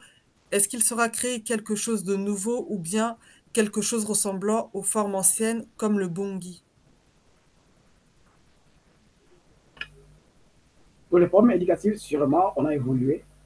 Il y aura sûrement des écoles modernes telles qu'on les a. Dans le passé, on a eu des initiateurs, des personnes qui initiaient nos enfants dans des villages, dans des écoles qu'on avait. Et aujourd'hui, avec ces temps modernes, on a des écoles, on a des universités, on a des maternelles sûrement. On va garder, sûrement, ça c'est ma pensée maintenant, on va garder ces institutions telles qu'elles sont, seulement les contenus vont changer. À la place d'aller apprendre nos ancêtres les Gaulois, de telles chansons, on va apprendre à honorer nos ancêtres à nous. À la place d'aller apprendre les histoires d'autres peuples, on va commencer par apprendre nos propres histoires à nous. À la place de nous faire aimer alors d'autres personnes, on va d'abord commencer à apprendre à nous aimer nous-mêmes. Voilà d'abord la base d'éducation qu'on aura dans nos maisons et dans nos écoles. C'est-à-dire, les contenus vont varier. La science va rester la science, les mathématiques, la géographie, tant d'autres va rester. Mais ça aussi, avant d'apprendre la géographie de la France, de l'Angleterre, on aura d'abord à apprendre la géographie des Congo d'un côté. Donc voilà les choses qui vont changer dans l'éducation. C'est-à-dire qu'on va former l'enfant Congo, l'enfant africain formé de façon qu'il s'aime d'abord lui-même, en connaissant ce qu'il est vraiment. Et voilà, au niveau universitaire, il aura la liberté alors d'apprendre tout ce qu'il veut, tout ce qu'on peut apprendre dans les mondes. Donc voilà, moi, ce que je peux dire par là. J'aimerais réagir. Oui, bien sûr, Oui, Yael, vas-y. Merci, totalement. Odo. Je me suis déjà présenté, hein, moi, Loemba. À propos de l'enseignement, en tout cas au niveau du Congo d'Antoté, là au Congo d'An, pas le nouveau Congo, pas le Congo tel qu'on le connaît aujourd'hui, euh, la base de l'enseignement, c'est comme l'a dit Mbota Mavinga, c'est le Bukongo. En fait, tout enseignement devrait sortir du Bukongo. C'est quoi le Bukongo? Le Bukongo, en tant que sagesse Congo, c'est la façon de voir le monde par les Bakongo, la façon de penser le monde, la façon de sentir le monde, la façon d'entrer en contact avec avec nos génies, avec les Batata Bampongo Tolindo. Je vais toujours insister sur le fait que, euh, comme le disent les rouges, hein, les Chinois et autres, Ils disent qu'il n'y a pas de développement sans révolution culturelle. Et chez nous, le développement passera par la révolution culturelle, mais également par la révolution spirituelle. De même qu'en Égypte, lorsqu'on parle de l'Égypte aujourd'hui, on ne peut pas parler du pharaon et du peuple égyptien sans ne pourtant parler de leur spiritualité. C'est pas possible. Et c'est ce qui fait certainement aujourd'hui, on ne soit toujours pas capable de décrypter les mystères de l'Égypte. Ben, c'est tout simplement parce qu'ils ne pouvaient pas soulever un sujet sans ne pourtant qu'ils puissent lier ce sujet à l'esprit. Pourquoi? Parce que la matière n'est que l'énergie qui s'est condensée. Ils savaient que c'était ça la base de la vérité. Et nous, aujourd'hui, pour pouvoir expliquer notre monde, pour pouvoir aller dans la voie du développement, il faudrait qu'on puisse se réconcilier avec cette spiritualité et avec cette culture qui est la base du Congo pour que chaque enseignement qu'on donnera, c'est-à-dire que chaque élément de la science de la vie que nous allons aborder doit être lié à son esprit. Parce que tout ce que nous touchons a, comme ce qu'on dirait, l'esprit et la lettre. La lettre, c'est terme. Quand on ajoute à cette lettre l'esprit, la chose que l'on tient se vérifie. Et donc, le Congo devrait impacter complètement cet enseignement, en fait, le nouvel enseignement du Nouveau Congo. C'est un peu ce que j'avais à dire et j'en ai terminé. Maintenant. Merci beaucoup. Du coup, je vais passer à la question suivante. Alors, une personne a demandé par écrit, c'est pas grave pour le problème du micro, je lis les questions par chat. Alors, la personne demande, j'ai remarqué un manque criant de contenu en Kikongo sous toutes ses formes. La langue crée un lien, mais il y a très peu de contenu en Kikongo. On trouve quelques chansons, mais il y a peu de podcasts sur tout sujet pour répandre le Kikongo et donc petit à petit à fédérer les originaires.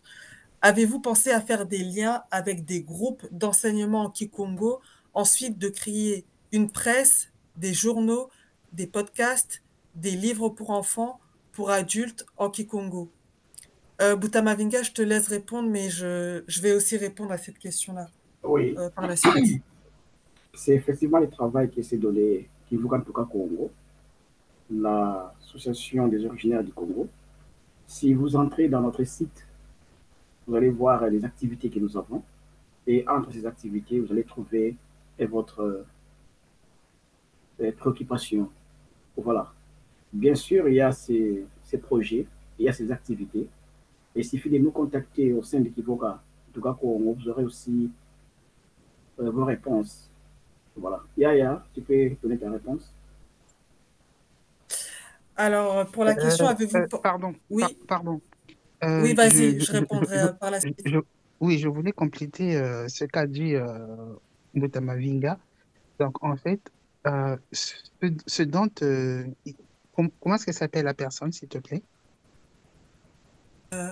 Krish B, je ne sais pas si c'est une femme ou un homme, mais D'accord. Krish B. Donc, en tout cas, la préoccupation de Krish B est, est en fait légitime. Et donc, le fondement de l'association des originaires du Congo, c'est-à-dire Kevukantuka Congo, c'est en effet la, la promotion de la culture Congo et sous toutes ses formes. Et donc aujourd'hui, euh, nous essayons avec les moyens à disposition de faire ce que nous pouvons, c'est-à-dire enseigner le Kikongo, enseigner le Bukongo, traduire des documents. Là, nous sommes sur un projet dirigé par Yaya Dona, qui est celui des, euh, des prénoms Congo, parce que ça manque également, surtout la diffusion. Il y a des documents qui existent. Certains ont fait ce travail, mais nous venons en complément à ce travail. Il y a le travail sur l'écriture mandomé, qui est également l'une des bases de notre culture. On est en train de faire un travail très important. Cependant, nous avons besoin de toutes les personnes volontaires pour pouvoir venir nous aider à faire ce travail. Parce que seul, c'est possible, mais à deux, c'est mieux. Voilà pourquoi. Si nous sommes nombreux à faire ce travail, je crois que, voilà, on n'aura plus à se poser des questions. Donc, si vous remarquez qu'il y a qu'il y a un travail qui n'est pas en train de se faire, venez, rejoignez-nous et faisons ce travail ensemble afin que vous puissiez dire, moi également, je suis en train de participer à la restauration de ma culture. Et c'est en fait un message que je suis en train de lancer à toutes les personnes qui veulent faire ce travail-là, mais qui viennent se joindre à nous afin que nous puissions le faire ensemble. Merci beaucoup. Oui, je voudrais compléter par rapport à la question qui demandait est-ce qu'on a pensé à faire quelque chose en termes de groupe d'enseignement Kikongo? Alors, il faut savoir que Bouta Louemba, donc le président de l'association, a déjà eu à donner des cours à titre individuel de Kikongo, mais justement par rapport à cette expérience-là, on est en train de réfléchir sur une possibilité de mettre en place des cours en ligne, mais cette fois-ci au nom de l'association. Et donc ça, c'est en cours de construction. Donc dès que ça se mettra en place, on communiquera là-dessus. Ensuite, pour le fait de penser à créer une presse ou des journaux, j'entends ce que vous dites, mais là, ça demande des moyens. Et donc, je pense pas qu'on est pour l'instant à ce niveau-là de projet. Mais pour ce qui est des podcasts ou des livres pour enfants, ça, c'est possible. Mais encore une fois, comme le dit Boutalouemba, ce n'est pas tant la volonté qui manque, mais c'est une question, encore une fois, de ressources et surtout de ressources humaines. Mais ce sont des idées auxquelles nous y avons réfléchi ou nous n'y avons pas forcément réfléchi, mais avec l'apport de nouvelles personnes, l'on pourra mener de tels types de projets. Oui, je vais donner le mail dans le chat. Donc, pour toute personne qui souhaiterait nous contacter, vous pourrez le faire par le mail de l'association que je vais vous donner dans quelques instants. Mais avant ça, je vais juste lire la question suivante. Alors, est-ce que Congo Totila, en tant qu'État, lorsqu'il sera réinstauré, sera ouvert à l'intégration et à la naturalisation des étrangers? Comment cela prendra forme? Quelle était la vision politique de Nemoana Nsemi vis-à-vis des étrangers? Donc, je suppose ceux qui ne sont pas des Bakongo. Ah non, Oui, elle a précisé étrangers, personnes non africaines, plutôt. bien sûr. C'est-à-dire, on parle des formes des sociétés fermées et ouvertes. Les sociétés fermées, qu'on traite souvent d'arriérés, et conservatrices, et ainsi de suite. La nation Congo à venir ne sera pas nécessairement une telle société qui ne va pas vouloir des étrangers, puisque on sait qu'on n'est jamais une île pour soi. La nation Congo sera ouverte à tout le monde qui respecte les valeurs de la nation Congo. C'est-à-dire, tout le monde, on peut recevoir tout le monde au Congo d'Antotela qui puisse vraiment s'intégrer à la vie des Congo d'Antotela sans devenir un problème pour la nation Congo. Dans ce cas, on n'a aucune raison de vouloir se débarrasser d'une telle personne. Parce que dans le Congo, selon la vision de Nemwanda Semi, il parlait toujours des Bakongo assimilés. Les Bakongo assimilés sont des étrangers qui sont intégrés dans la nation Congo, qui aiment les Bakongo, qui aiment les Congo, la culture Congo, et de telles personnes, noirs ou blancs, sont les bienvenus au Congo dans là.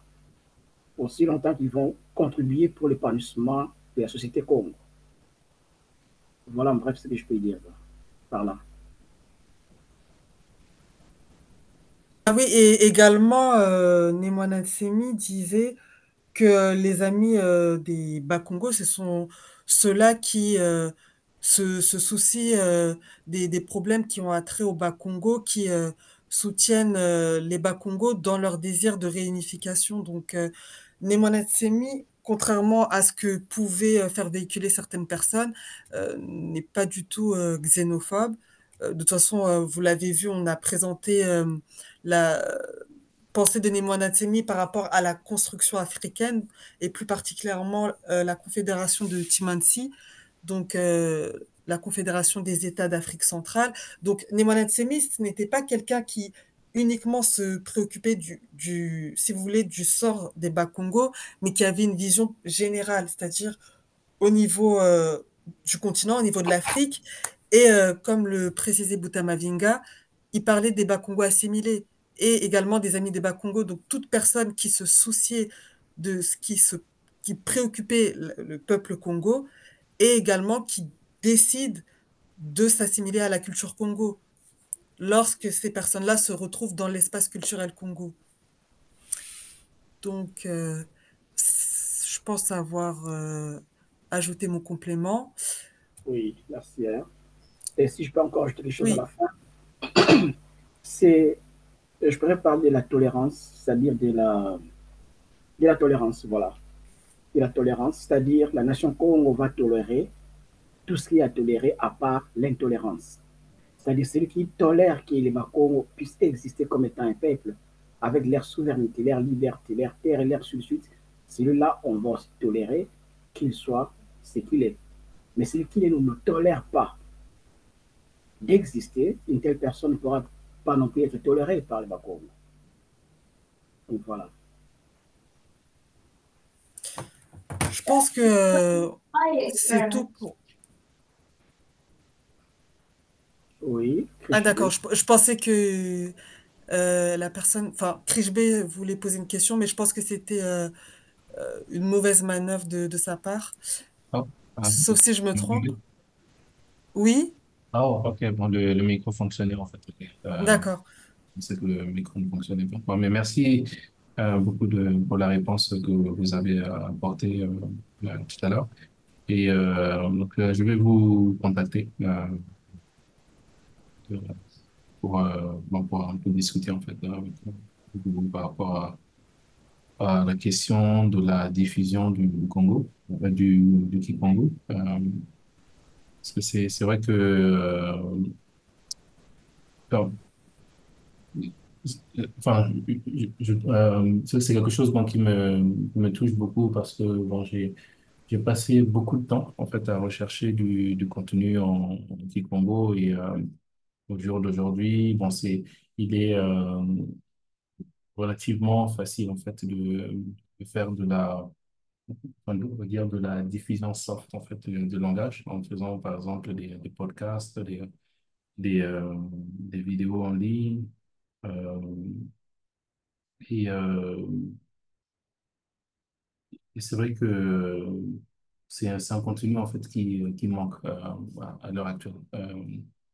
Bon, je ne voulais pas en fait m'étendre trop longtemps. Bon, ce n'est pas vraiment l'objectif de la conversation, mais vraiment en fait, en parler avec vous pour voir s'il est possible de faire des, des, euh, des alliances en fait. Parce que bon, je vois beaucoup en fait d'associations qui, de part et d'autre, font chacun en fait un travail d'une certaine façon pour diffuser la langue et la culture. Mais il me semble donc, que ce serait que l'effet serait beaucoup plus euh, puissant en faisant une alliance, de sorte que les, avec les moyens des uns et des autres, cette synergie justement des divers mouvements peut créer en fait un potentiel plus grand en fait. Et est-ce que Si- vous pouvez nous donner vos contacts sur cette plateforme? Oui, bien sûr, je vous mets mon email ici. Merci. Désolé pour l'interruption, donc Vous n'avez pas à être désolé, hein. Merci bien. Je vous en prie. Donc, bon, voilà ce que je voulais partager. Merci. Krish B, est-ce que c'est bon? Enfin, je voulais pas t'interrompre, mais en tout cas, merci beaucoup pour ta réflexion. Et je viens tout juste de noter ton adresse mail, donc on échangera dans les prochains jours à venir sur tous les points que tu as mis en évidence et qui sont importants à devoir réfléchir là-dessus, et notamment cette question, comme tu dis, d'alliance avec d'autres personnes ou d'autres structures qui travaillent dans la même dynamique que nous, qui est la promotion de la culture Congo, et voir comment justement on pourrait agréger toutes ces structures-là pour avoir un effet beaucoup plus important, si je reprends bien le fil de ta pensée. Oui, absolument. C'est l'idée parce que enfin, moi, je vois une double tâche en fait. Première tâche qui est la, permettre l'apprentissage de la langue, qui est en fait la base parce que bon, c'est le véhicule de la culture. Et deuxièmement, diffuser la langue en fait, en faisant en fait une forme de pas de dominance, mais une forme de, en fait, imposer en fait la présence culturelle de la langue Congo dans l'espace médiatique en fait. Médiatique, c'est en ligne, dans les podcasts, de sorte que les gens soient habitués en fait à écouter du Kikongo de la même façon que nous sommes habitués à écouter du Lingala, de la même façon qu'on en écoute d'autres langues. Par exemple, il y a beaucoup de contenus qui se font en Yoruba, en Yoruba ou en Yoruba, Hausa, Wolof, ainsi de suite. Et sans pour autant, sans forcément, en fait, énormément de moyens. Et, et sans pour autant, en fait, avoir un discours académique, en fait. Et je pense que c'est, pour la diffusion de la culture en tant que telle, c'est pas forcément faire du contenu très académique, ce qui vient après, mais du moins en fait y donner accès en fait à la langue. Ben, c'est un peu bon, mes réflexions actuellement. Donc, comme je le disais, bon, j'ai passé beaucoup de temps à rechercher des contenus en Congo, et ceux qui, il y en a très très peu comparé à d'autres langues. Donc, Oui, hein, je suis complètement d'accord avec toi que comparé à d'autres communautés africaines, tu cites les Yoruba, il y a une vraie question de soft power et de diffusion de la culture, et on voit cet écart-là, hein. Et je vais juste terminer par là, il y a même pas, j'irais même jusqu'à dire qu'il y a même pas besoin d'aller du côté de l'Afrique anglophone. Si tu vas par exemple du côté de l'Afrique de l'Ouest et des Peuls, tu vois oui, que ça soit, sur les réseaux sociaux, que ça soit sur Facebook, que ça soit sur Twitter, que ce soit sur YouTube, tu vois qu'il y a un vrai contenu structuré de la promotion de la langue Peul, de la culture Peul, de l'histoire Peul, et j'ai choisi les Peuls, mais j'aurais pu aussi parler des Soninké, des oui, Bambara, et ainsi de suite. Et quand on compare à l'Afrique centrale et plus particulièrement les Bas-Congo, on voit vraiment qu'on est à la traîne. Enfin, il y a des initiatives, mais c'est vrai qu'il faut regarder à ces communautés-là où la promotion de la culture fonctionne plutôt bien, et se dire que ça serait ça l'objectif à devoir atteindre. Et si, Krish B, tu as des recommandations à nous faire, ou des pistes de solutions à nous proposer, ça sera l'occasion lors de nos échanges par mail, de pouvoir plus en discuter en détail, et également toute autre personne qui se sentirait également disposée à le faire. Faudrait pas hésiter en tout cas, via notre adresse mail. absolument. Bah, ce serait un plaisir en tout cas d'échanger avec vous. Merci. Alors, je pense qu'on est arrivé à la fin des questions. Alors, je vais juste faire, une annonce. Le 29 octobre, donc le mardi 29 octobre, oui, c'est bien ça, on aura un événement, en physique à la librairie, de ta mairie à Paris. Je vais vous donner l'adresse au cas où vous ne l'auriez pas. On fera un événement, centré sur, la bataille de Mbwila.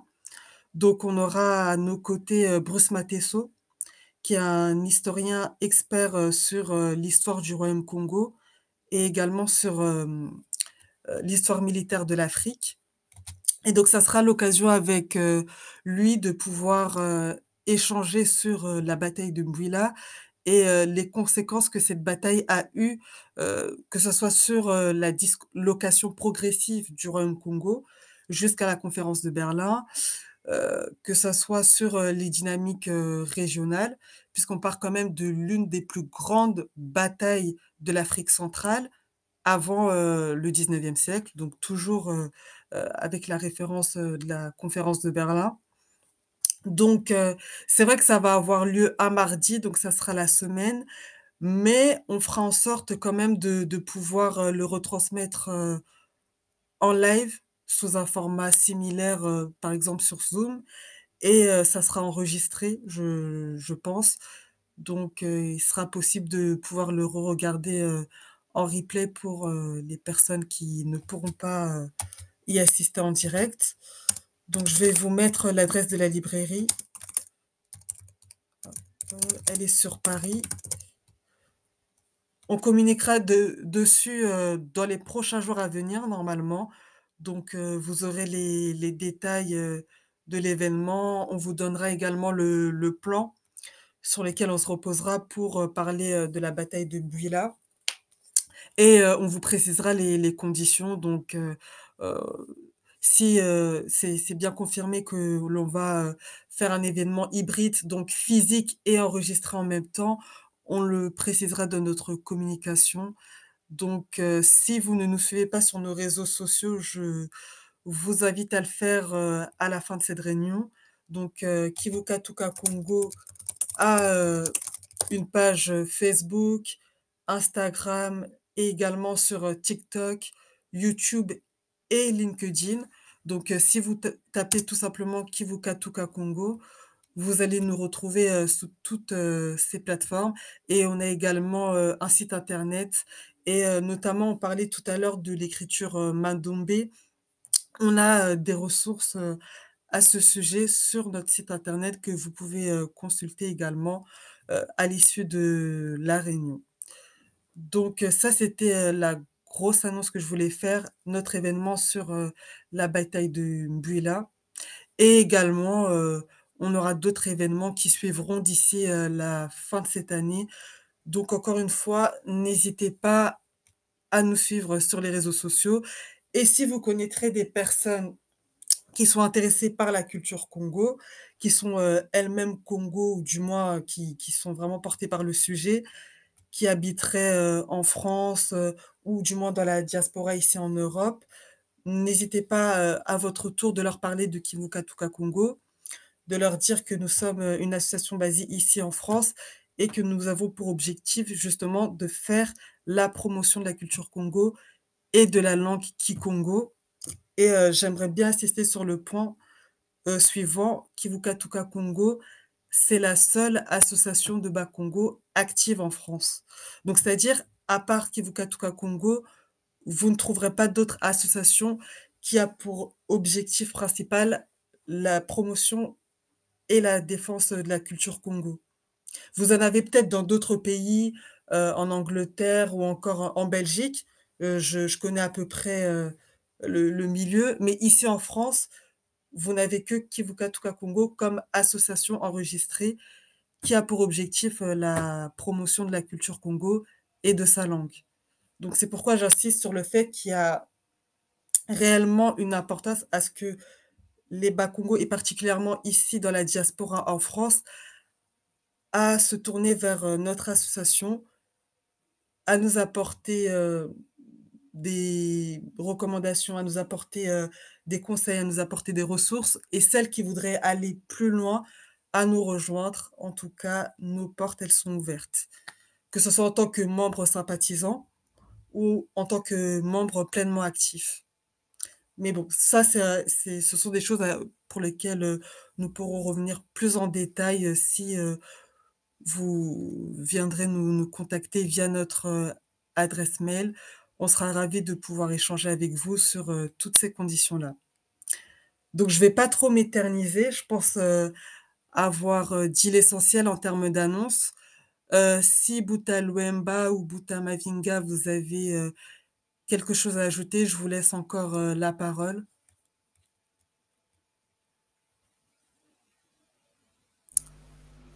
Oui, Yaya, donc je n'ai qu'à remercier tous ceux qui ont participé avec nous à ce webinaire et espérons que vous serez aussi présents pour le webinaire à venir. Voilà, donc merci pour votre présence.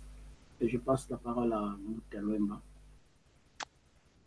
Matondo Mbutamavinga, merci d'abord à toi Mbutamavinga pour cette prestation qui, ma foi, m'a permis d'apprendre beaucoup de choses et qui me permet également de fortifier mon positionnement sur une nouvelle Afrique, sur un nouveau, ouais, sur une nouvelle Afrique. Et espérant également que cela fera petit à petit l'unanimité, parce que tout ce qui est nouveau fait peur.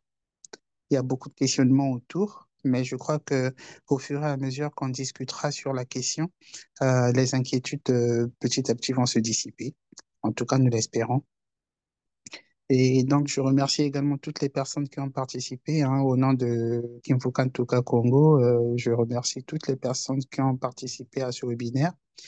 Et en tout cas, j'espère que parce que nous nous battons pour une cause commune, que certains d'entre vous, ou pourquoi pas tous, qui avaient participé à ce webinaire, nous rejoindraient afin que nous puissions œuvrer ensemble pour la même cause, hein, que ce soit par alliance ou partenariat, comme l'a proposé Mbouta Boukadia, ou encore voilà, faire partie intégrante ou membre de l'association Kimvuka Tuka Congo, en tout cas, par tous les moyens, si chacun pouvait nous rejoindre afin que nous puissions travailler ensemble, je crois que ça nous permettrait d'accomplir de plus grandes actions qui permettraient également de mettre à disposition plus de contenu comme on est en train de le proposer. Voilà, donc encore merci et puis avec l'espoir de vous rencontrer bientôt. Merci, Bouta Mavinga et Bouta Luemba pour vos conclusions. Je pense que nous pouvons terminer là-dessus. Encore une fois, j'en profite pour vous remercier pour votre participation, pour avoir tenu jusqu'au bout, pour l'échange qui a pu avoir lieu, vos questions qui étaient toutes pertinentes. Je vous remercie. J'espère également, comme le dit Bouta Luemba, qu'il y aura d'autres occasions pour que vous puissiez participer à nos événements, que ce soit nos événements en ligne comme nos événements en physique. Enfin, je vais ouvrir une petite parenthèse. On sera amené à avoir beaucoup plus d'événements physiques à partir de l'année 2025, notamment puisque nous travaillons sur notre domiciliation à Paris, qui est en cours de matérialisation.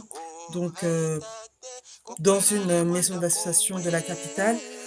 Donc, ça nous donnera l'occasion d'avoir encore plus d'événements à produire et en physique. Donc, je pense que ça sera plus important en termes de rencontres, de pouvoir voir physiquement les personnes et de pouvoir faire des événements qui permettront de nous rassembler dans un même lieu et de pouvoir partager sur des sujets d'intérêt commun et ici sur la culture Congo.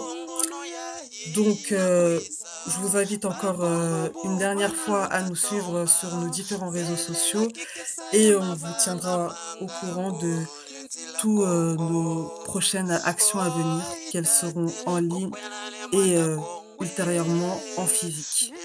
Merci beaucoup et à la prochaine. Bonne soirée à tous.